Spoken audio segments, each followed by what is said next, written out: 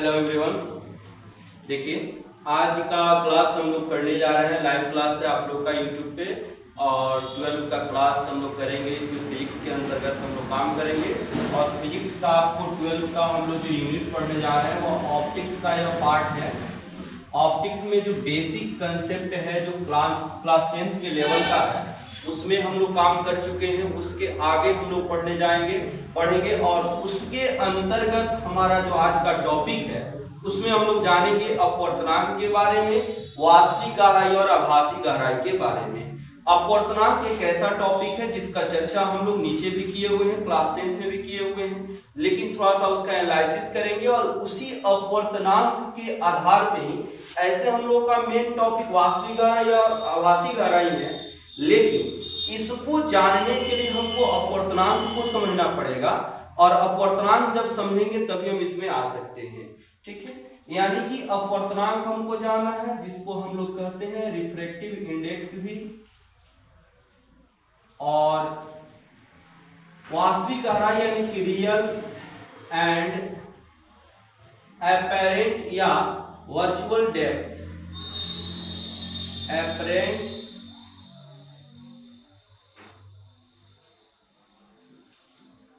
Depth, ठीक है। इसको हम लोग समझेंगे, इसको हम लोग जानेंगे। चलिए तो सबसे पहले हम लोग अपवर्तनांक जानते हैं। प्रकाश की क्रिया, प्रकाश की जो क्रिया होती है मुख्य रूप से यह प्रकाश दो प्रकार की क्रिया करता है ना। कौन कौन सा? एक होता है प्रकाश का परावर्तन और एक होता है प्रकाश का अपवर्तन, ठीक है। अपवर्तन की क्रिया से ही हम लोग अपवर्तनांक का गणना करते हैं, अपवर्तनांक को निर्धारित करते हैं। फिर यह अपवर्तन की क्रिया कैसे होती है, किस प्रकार से होती है? तो अपवर्तन की क्रिया का मतलब होता है कि जब हम दो माध्यम ले लें, प्रकाशिक माध्यम, और यह दोनों माध्यम प्रकाशिक माध्यम है, लेकिन कौन सा माध्यम? पारदर्शक पदार्थ का माध्यम होगा। और यह दो पारदर्शक पदार्थ ले लें और इसमें एक पारदर्शक पदार्थ से जब प्रकाश किरण दूसरे पारदर्शक पदार्थ में पहुंचता है तो यह अपने रास्ते से, मूल रास्ते से क्या हो जाएगा? अलग हट जाएगा। तो इस क्रिया को हम कहते हैं प्रकाश का अपवर्तन। अर्थात प्रकाश का अपवर्तन कहें तो यह हुआ कि जब कोई प्रकाश किसी प्रकाश स्रोत से निकलने के पश्चात एक पारदर्शक माध्यम से दूसरे पारदर्शक माध्यम में प्रवेश करती है तो अपने रास्ते से विचलित हो जाती है, और विचलन की इस क्रिया को हम क्या कहते हैं? प्रकाश का अपवर्तन कहते हैं।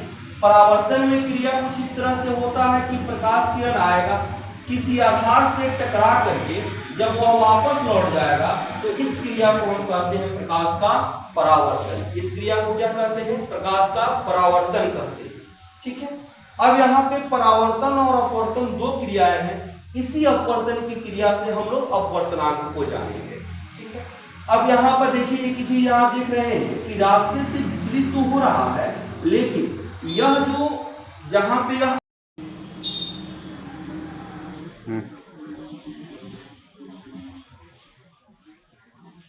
सॉरी नेटवर्क के चलते थोड़ा सा कंजेक्शन हो गया था, इसलिए क्लास डिस्टर्ब हो गया था। आइए फिर से हम लोग देखते हैं इसे। तो हम लोग को जानना है अपवर्तनांक। अपवर्तनांक जानने के लिए हमको अपवर्तन जानना पड़ेगा। अपवर्तन की क्रिया का मतलब हो गया कि जब कोई प्रकाश किरण किसी प्रकाश स्रोत से निकल करके एक पारदर्शक माध्यम से दूसरे पारदर्शक माध्यम में प्रवेश करती है तो इसमें कुछ डेविएशन होता है, कुछ विचलन होता है, और उसी क्रिया को हम क्या कहते हैं? अपवर्तन कहते हैं। अब देखिए यहाँ पे अपवर्तन जो होगा तो यहाँ पे बहुत सारी चीजें मायने करती है। जैसे यहाँ पे एक पारदर्शक माध्यम हो गया, यहाँ पे एक पारदर्शक माध्यम हो गया, तो अगर प्रकाश किरण इस माध्यम से इस माध्यम में आती है तो यहाँ पे दो पारदर्शक माध्यमों में कणों की अधिकता और न्यूनता के कारण इसमें प्रकाश के चाल में परिवर्तन हो जाता है, और प्रकाश के चाल में परिवर्तन होने के कारण यह विचलन की क्रिया संपन्न होती है। तो यहाँ पे जितना अभिलंब के अकॉर्डिंग जो विचलन हो रहा है वह, और यहाँ पे जो विचलन हो रहा है वह, इन दोनों के साइन का अनुपात, इन दोनों के जो साइन होता है, जैसे यह हो गया आपतन कोण तो आई हो गया, और यह हो गया अपवर्तन कोण रिफ्रैक्टिव एंगल तो यह हो गया आर। इन दोनों के साइन के अनुपात को हम स्नेल का नियम कहते हैं, और यह अपवर्तन का दूसरा नियम भी कहलाता है। अपवर्तन का दूसरा नियम यह होता है कि प्रकाश के किसी खास रंग के लिए, जैसे सूर्य के प्रकाश निकलते हैं तो उसमें 7 रंग होता है, तो प्रत्येक रंग का अलग अलग मान यहां पर होता है, उसका वेग होता है। अब यहां से प्रकाश के किसी खास रंग के लिए यहां आपतन कोण की ज्या और अपवर्तन कोण की ज्या का अनुपात एक नियतांक होता है, अर्थात हेलो हाँ नहीं वो नेटवर्क के कारण अभी चल रहा है, कंटिन्यू हो गया है, नेटवर्क के कारण थोड़ा सा डिस्टर्ब हो गया था। हाँ नहीं अभी आ जाएगा, अभी क्लास कंटिन्यू हो गया। देखिए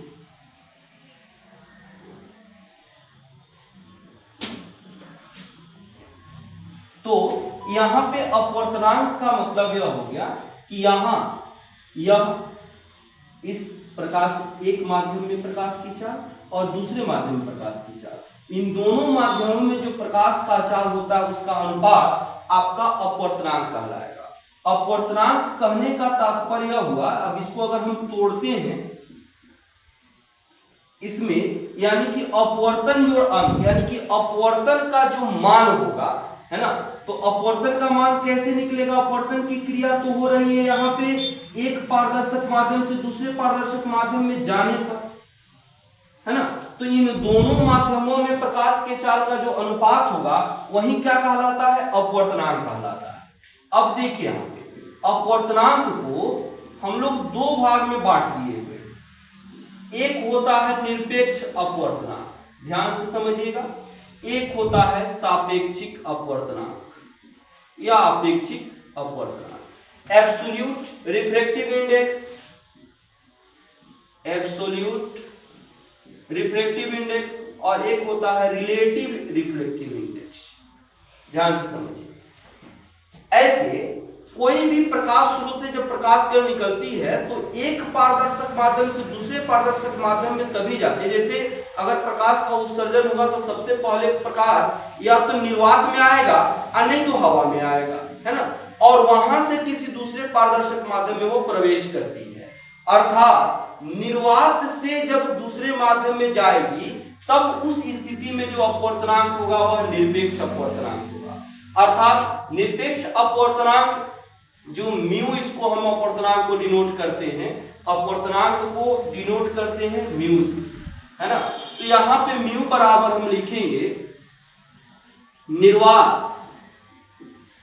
या हवा में प्रकाश की चाल, प्रकाश की चाल बटा माध्यम में प्रकाश की चाल, माध्यम में प्रकाश की चाल। अब थोड़ा यहां पे ध्यान दें, यहां पे निरपेक्ष अपवर्तनांक जो म्यू हो गया वह निर्वात या हवा में प्रकाश की चाल बटा माध्यम में प्रकाश की चाल होगा। इसका मतलब यह होगा कि प्रकाश किरण निर्वात से किसी माध्यम में प्रवेश कर रहा है, माध्यम कोई भी हो सकता है। यहां पे अगर यहां पे हम कांच का अपवर्तनांक, कांच का निरपेक्ष अपवर्तनांक लिखते हैं, इसका मतलब क्या हो जाएगा? म्यू बराबर निर्वात या हवा में प्रकाश की चाल अब बटा कांच में प्रकाश की चाल होगा, ठीक है। यानी कि इसको हम लिख सकते हैं म्यू जी। क्या लिख सकते हैं? आप चाहें तो इसको लिख सकते हैं म्यू जी, म्यू लिख सकते हैं या म्यू जी। म्यू जी लिखने का मतलब हो गया कि वह कांच का अपवर्तनांक हो गया। कौन सा अपवर्तनांक हो गया? निरपेक्ष अपवर्तनांक। अब सापेक्षिक का मतलब क्या हो गया? सापेक्षिक का मतलब होता है कि जब एक पारदर्शक से दूसरे पारदर्शक में जाए, उस स्थिति में यहां पे जो माध्यम एक होगा वो हवा नहीं होगा। अर्थात अगर हम यह कह दें कि यहां हवा या निर्वात को हटा करके अब कोई दूसरा पारदर्शक माध्यम रख दे, तो यहां पे अब थोड़ा यहां देखिए, यहां माध्यम हो गया दो, यह हो गया माध्यम हवा। अब थोड़ा पहले इसी को यह कोई दो माध्यम हो गया, ध्यान दीजिए। यह हो गया, मान लेते हैं कि हवा, माध्यम एक, और यहां हो गया माध्यम दो, कांच। ठीक है। अब हवा से प्रकाश किरण आ गया कहां पे, यह तो अविलंब हो गया, कांच में आ गया। ठीक है। तो यहां पे हम क्या कहेंगे, कांच का अपवर्तनांक हवा के सापेक्ष हो गया। तो कांच को हम ग्लास लिखते हैं, इसलिए जी हो जाएगा। इस म्यू जी को क्या लिखेंगे, इसको लिखेंगे म्यू जी, यानी कि कांच का अपवर्तनांक। म्यू जी बराबर क्या होगा, हवा या में प्रकाश की चाल बटा कांच में प्रकाश की चाल, कांच में प्रकाश की चाल, प्रकाश की चाल। थोड़ा ध्यान, यह हो गया कांच का निरपेक्ष अपवर्तनांक, क्या कहलाएगा, म्यू जी, है ना। हम यहां पे म्यू एम लिख सकते हैं। म्यू एम का मतलब हो गया मीडियम, जो माध्यम हम लेंगे उसमें प्रकाश की चाल हो जाएगी। ठीक है। अब थोड़ा देखिए, हवा और कांच हम लोग पहले जान चुके हैं कि माध्यम अगर हम बांटना है तो माध्यम का दो प्रकार हो जाता है। ठीक है। माध्यम का दो प्रकार कौन कौन सा हो गया, एक होता है सघन और एक होता है विरल।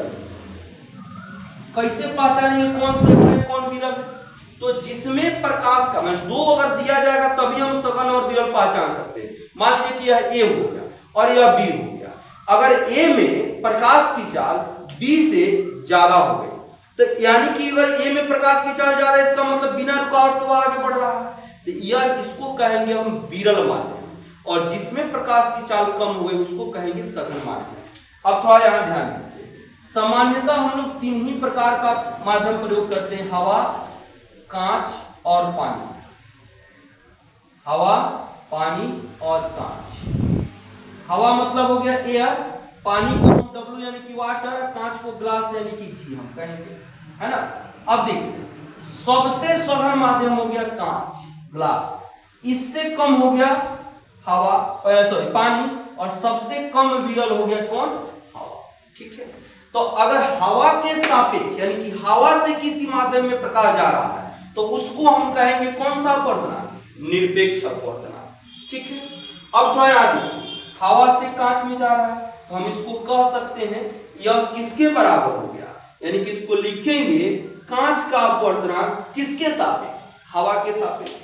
क्यों हम कांच का अपवर्तनांक कह रहे हैं, कहा कि हवा से प्रकाश आ रहा है और जिसमें जाके परिवर्तन हो रहा है तो प्रभाव तो उसी का दिख रहा है, उसी के कारण अपवर्तन हो रहा है। अगर आप इस कांच को हटा दीजिए तो अपवर्तन होगा क्या, नहीं होगा। जब अपवर्तन नहीं होगा तो अपवर्तनांक कहां से आएगा, उसका सवाल ही नहीं उठता है। तो अपवर्तनांक का मतलब हुआ कि जिस माध्यम में आकर के अपवर्तन की क्रिया संपन्न हो रही है उसी का। तो यहां पे किसमें अपवर्तन हो रहा है, कांच में अपवर्तन हो रहा है। किससे आने पर हो रहा है, हवा से वो आने पर हो रहा है। तो हम क्या कहेंगे, कांच का अपवर्तनांक कहेंगे। किसके सापेक्ष हो गया, हवा के सापेक्ष हो गया।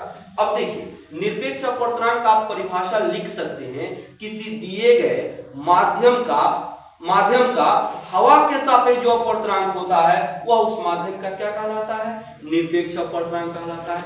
यह अगर नहीं हो तो आप सीधे लिख सकते हैं निर्वात या हवा में प्रकाश की चाल और माध्यम में प्रकाश की चाल का जो अनुपात होता है वही क्या कहलाता है, निरपेक्ष अपवर्तनांक कहलाता है। ठीक है। अब यहां पर देखिए, यहां पे हवा में निर्वात में प्रकाश की चाल बटा कांच में प्रकाश की चाल समझ गए। अब यहां पर थोड़ा ध्यान दीजिए, यहां पर हम देखते हैं, थोड़ा मान लेते हैं कि हवा नहीं है। अब सापेक्षिक अपवर्तनांक का मतलब क्या होगा, सापेक्षिक अपवर्तनांक का मतलब होगा कि एक माध्यम, दो अलग अलग माध्यम हो गया पारदर्शक, एक हो गया एक और एक हो गया दो। ठीक है। लेकिन यहां पर अभी हवा नहीं है, माध्यम एक